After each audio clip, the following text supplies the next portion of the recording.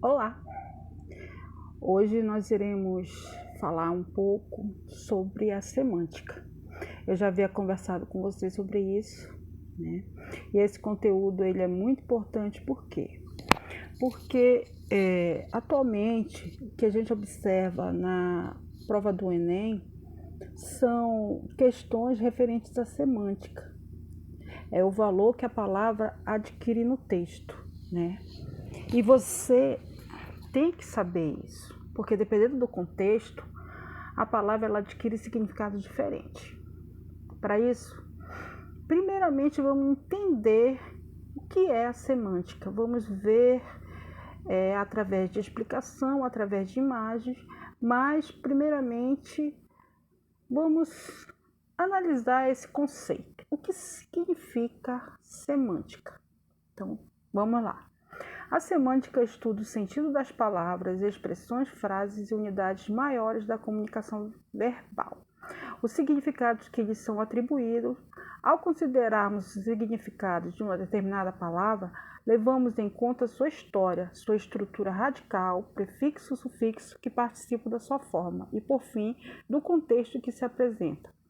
Tá? Ou seja, vamos ver esse exemplo aqui. Preste atenção que você tem aí uma imagem, e essa imagem, dependendo do contexto, a palavra ela vai adquirir um valor diferente, né? Então depende do contexto que você insere a palavra, essa palavra adquire esse valor.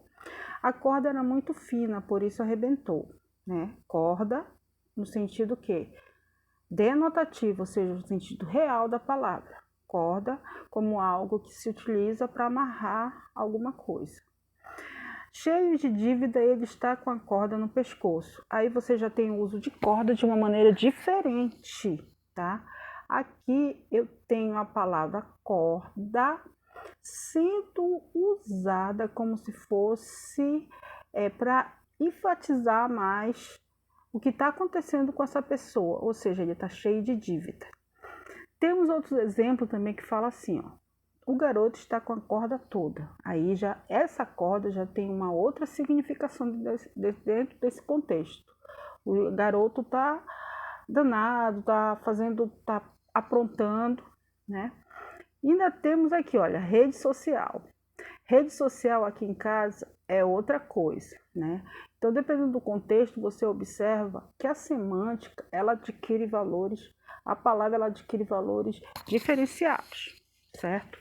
Nós temos também um exemplo, duas palavras aqui que são muito interessantes, porque se você não souber e não conseguir entender o que é a conotação, o que é a denotação, dificilmente você vai entender o significado que a palavra adquire no texto. Por exemplo, conotação é o uso da palavra com um significado diferente do original, ou seja, criado pelo contexto. Você tem um coração de pedra. Logicamente, a pessoa ela não tem um coração de pedra, mas a palavra está sendo utilizada de uma maneira diferenciada do contexto que ela tem. Por quê? Porque aqui a gente está usando de uma forma conotativa. Essa forma conotativa ela é muito utilizada em poesias, né? Uma linguagem literária. E nós temos também aqui a denotação.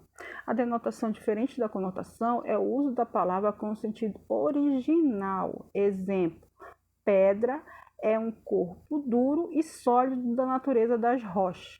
Logicamente, nós temos aqui a forma que a pedra ela é descrita de uma maneira denotativa, ou seja, como realmente ela se apresenta na natureza. Nós temos também, e isso em semântica, que não, você tem que ter essa noção do que é ambiguidade. Por quê? Porque quando você às vezes escreve algo dentro de uma redação, você tem que ter a noção de que a palavra que você coloca lá, ela não vai dar esse duplo entendimento para a pessoa que vai ler. Por exemplo, aqui, ó, o exemplo. Precisa sim de homem bomba. Logicamente que não são homens bombas, né? Não são homens bombados, são homens o quê? Homens bomba. Então o rapaz aparece aqui todo bombado, mas aí nós temos homem bomba. A frase que a Gisele tem aqui, ó, por exemplo, sinto falta da galinha da minha mãe, do peixe do meu pai e da energia do povo brasileiro. Logicamente, ela não sente falta da galinha da mãe. Aí, nesse contexto, não dá para perceber se a galinha é a mãe dela ou a galinha que a mãe faz, né? Então, tem que prestar bem atenção quando você coloca isso dentro de um contexto, para não levar o outro a ter ambiguidade quando vai ler a sua redação. Como você ousa dizer palavras na frente da minha filha? Por quê? Era a vez dela? Né? E temos outros exemplos aqui que você pode ver essa forma dessa ambiguidade. Nós temos também o que nós chamamos de polissemia, ou seja, o que seria? É a propriedade que uma mesma palavra tem de apresentar vários significados, ou seja, uma palavra ela pode adquirir no texto vários significados. Exemplo, ele ocupa um alto posto na empresa. Abasteci meu carro no posto da esquina. Então, você pode verificar que o posto, dependendo da forma onde ele é colocado dentro do contexto, ela vai adquirir vários significados. Então, eu tenho uma palavra que ela é polissêmica, ou seja, dependendo do contexto, ela adquire significados diferentes. Sinônimo e antônimo são coisas que vocês já viram, vamos rever. Sinônimo é a relação que se estabelece entre duas palavras ou mais que apresentam significados iguais ou semelhantes. Nós temos cômico, engraçado, débil, fraco, frágil, distante, afastado, remoto. E nós temos também um antônimo. O que é o antônimo? É a relação que se estabelece entre duas palavras ou mais que apresentam significados diferentes, contrários, isto é, os antônimos. Exemplo, economizar, gastar, bem, mal, bom, ruim. Isso daí não tem dúvida, que eu sei que vocês ainda se lembram. Porém, nós temos que estudar um pouco sobre os homônimos. Os homônimos, eles são palavras que podem ser parecidas na grafia, diferentes no som, ou iguais na grafia, ou iguais no som e diferentes na grafia, né? Então, vamos tentar entender o que são esses homônimos. Nós temos homônimos que são chamados o quê? É a relação entre duas ou mais palavras que, apesar de possuir significados diferentes, possuem a mesma estrutura fonológica, ou seja, os homônimos. As homônimas podem ser homógrafos, ou seja, são palavras que possuem a mesma grafia, mas o som diferente. Gosto e gosto é diferente, né? Gosto é um substantivo, né? Gosto é o verbo, tá? Nós temos também a palavra concerto com S, né? E nós temos também a palavra concerto, que seria o quê? Consertar, de fazer concerto, tá? Concerto, concerto. Concerto, que é aquela apresentação que a pessoa faz, né? E concerto, tá? Então, são palavras que possuem o quê? Grafias iguais, mas sons diferentes. Também o valor vai ser diferente dependendo do contexto. Nós temos também as palavras que podem ser homônimos homófonos.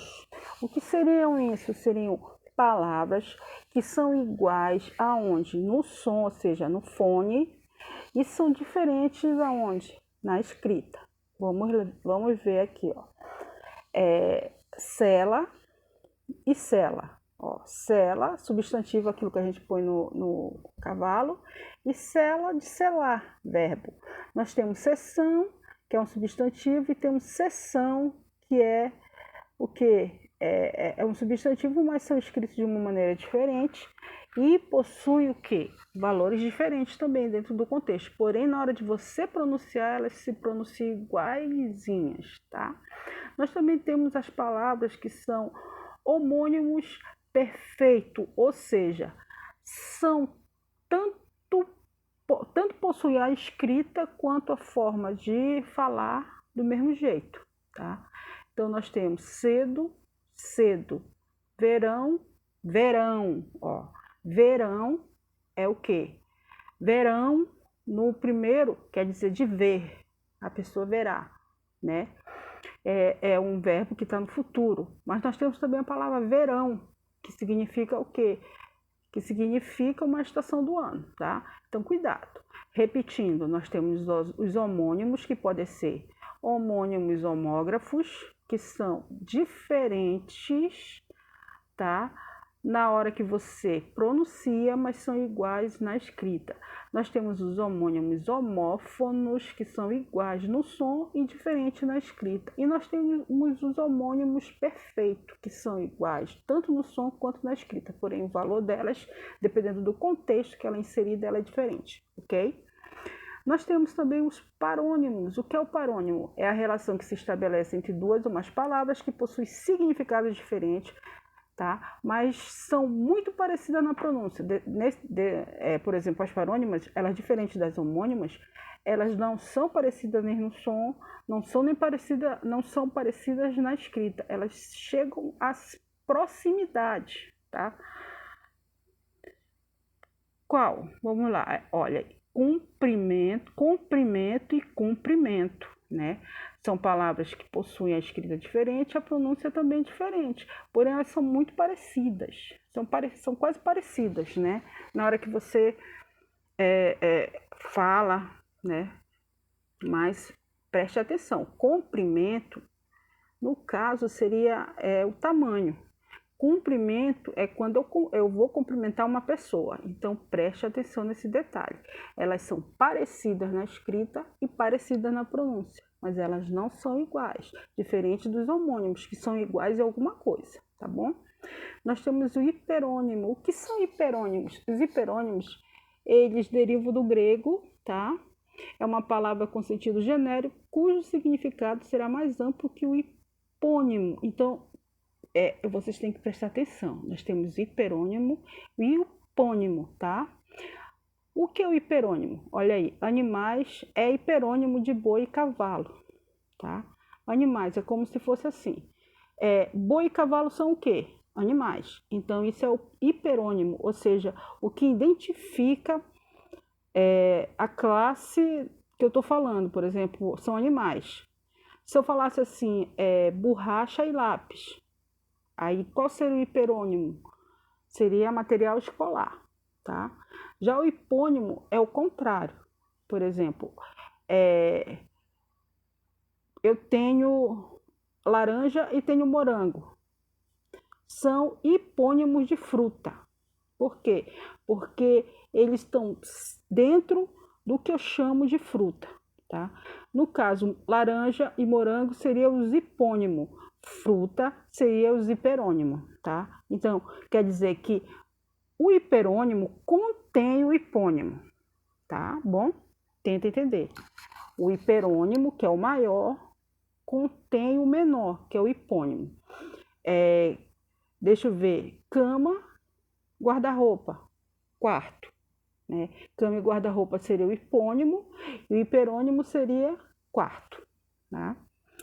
Aqui nós temos alguns exemplos que você pode ver, ó, hiperônimo, móvel, hipônimo, cadeira, mesa, estante, tá? Outra coisa que você tem que entender também, que está dentro desse contexto de semântica, são certas expressões que a gente utiliza, por exemplo, expressões idiomáticas. Uma expressão idiomática ocorre quando um termo ou frase assume significado diferente daquele que a palavra teria isoladamente. Tá? Como seria, por exemplo, amigo da onça? O que quer dizer uma pessoa, se eu chamar vocês amigo da onça? Né? Que é uma pessoa grosseira, que é uma pessoa, um traidor. Se eu falar assim para você, você é um cuscuz, né? Aí você ia falar o que seria uma expressão idiomótica. Não, quando eu falo não, dá de ver, né? Então, são expressões idiomáticas muitas vezes restritas a uma região, né? Ou às vezes ela se populariza e faz parte de todo um continente. Por exemplo, égua, né? Antes era só de Belém, agora todo mundo sabe o que significa égua, não é um palavrão, né? Mas é uma expressão idiomática que a gente utiliza. Deixa eu ver, quando a gente fala boca de siri, ó, quer dizer para manter segredo. Cara de pau, tem cara de pau. Eu não vou fazer isso que eu vou entrar pelo cano, né? Muita gente fala assim. Então, são expressões idiomáticas que têm um significado, tá bom? Outra coisa que você também tem que ter noção, até porque a gente está trabalhando a questão de produção textual, você tem que ver o que é paráfrase e paródia. Você tem que saber a separação entre o que é paráfrase de um texto e o que é paródia de um texto, tá? A paráfrase é um recurso de interpretação textual que consiste na reformulação de um texto, trocando as palavras e expressões originais, mas mantendo a ideia central da informação, tá? É mais ou menos assim. A paráfrase, nós temos a Bela Adormecida, né, que seria o texto original, e nós temos uma paráfrase da Bela Adormecida que foi criada com outro nome, que é o Shrek.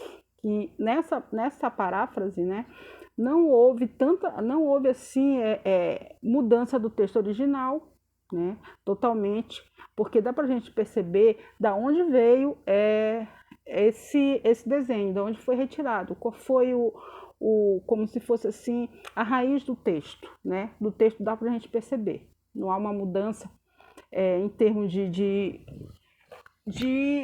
profundidade, né? Ele traz requisitos da obra original. Então, isso é uma paráfrase, tá? Você pode ver por esses exemplos aqui que foram colocados. Pouca coisa foi mudada, tá? A paródia já é diferente, né? A paródia, normalmente, ela leva, às vezes, ao riso, à graça. Você pega um texto, uma música e modifica totalmente a letra da música, a única coisa que permanece é como se fosse a melodia, né? Mas o contexto em si ele muda totalmente.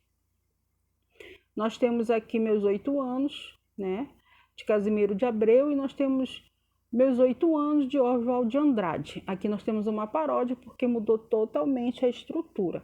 O que seria então a paródia? A paródia seria, por exemplo, nós temos aquele filme que passou, que são vários filmes de terror dentro do mesmo filme, que é o quê? Todo Mundo em Pânico. Isso é uma paródia dos filmes originais de terror, né? Porque lá houve totalmente a mudança, perdeu totalmente a estrutura e levou ao riso. Então isso é uma paródia. Nós temos polissemia. Polissemia eu já falei para vocês o que é. É a palavra que adquire, dependendo do texto, ela adquire vários significados. É uma mesma palavra com vários significados. Polissêmica, ou seja, polissemia. Tá? Poli, várias significações. Aí eu tenho vários exemplos aqui. O senhor é paciente? Costumo ser. Mas foram 2 horas esperando no calor e sem gibi, a minha paciência se foi faz tempo. Então ele confundiu aqui a paciência que ele perguntou, né? Não é de paciência, é paciente, a pessoa que vai ao hospital, vai em algum lugar para ser tratado de alguma coisa, vai fazer parte, vai se consultar. Ele achou que fosse referente à paciência. E você tem várias tirinhas que falam sobre isso. Nós temos homônimos, como eu falei para vocês antes, né? São palavras que são parecidas na escrita ou no som, mas o significado é diferente. Aí, vem do pôr do sol. Quanto quer pelo pôr do sol? Vendo o pôr do sol. Não está vendo, eu estou vendo o pôr do sol. Então, você percebe aí essa significação. E vários exemplos se repetem sobre isso. A ambiguidade que a gente falou, né? Sobre da Gisele Bündchen, que é a duplicidade de sentido, né? O galinho, o galo do meu vizinho, o cachorro do meu amigo, né? Então são palavras que, se você não souber estruturar, ela ganha significados, 2 significados, e a pessoa não tem como entender o que é que você quer dizer, certo? Aqui tem algumas identificações para vocês, né, trabalharem assim, falarem um pouco sobre essas expressões idiomáticas. Por exemplo, olha aqui, ó, pisando em ovos, falando pelo cotovelo, coração na mão, né? Essa daqui do sapo na boca, que eu esqueci. Aí pisando na bola, descascando abacaxi, batendo as botas, trocando as bolas, pendurando a chuteira, entrando pelo cano e outras que aparecem aí, tá? Então, isso é um pouco sobre a semântica.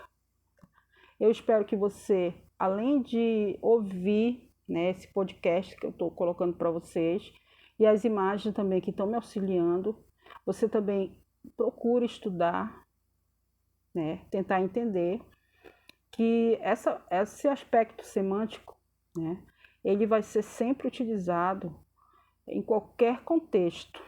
Então, você tem que estar atento a isso, tá? É o valor que a palavra adquire dependendo do contexto. Ela pode adquirir valores diferenciados. Assim mesmo como eu tenho palavras que possuem o som, mas significado diferente, tem palavras que possuem significados diferentes, mas às vezes a escrita e o som são iguais, tá? Preste bem atenção. Qualquer dúvida, entre em contato.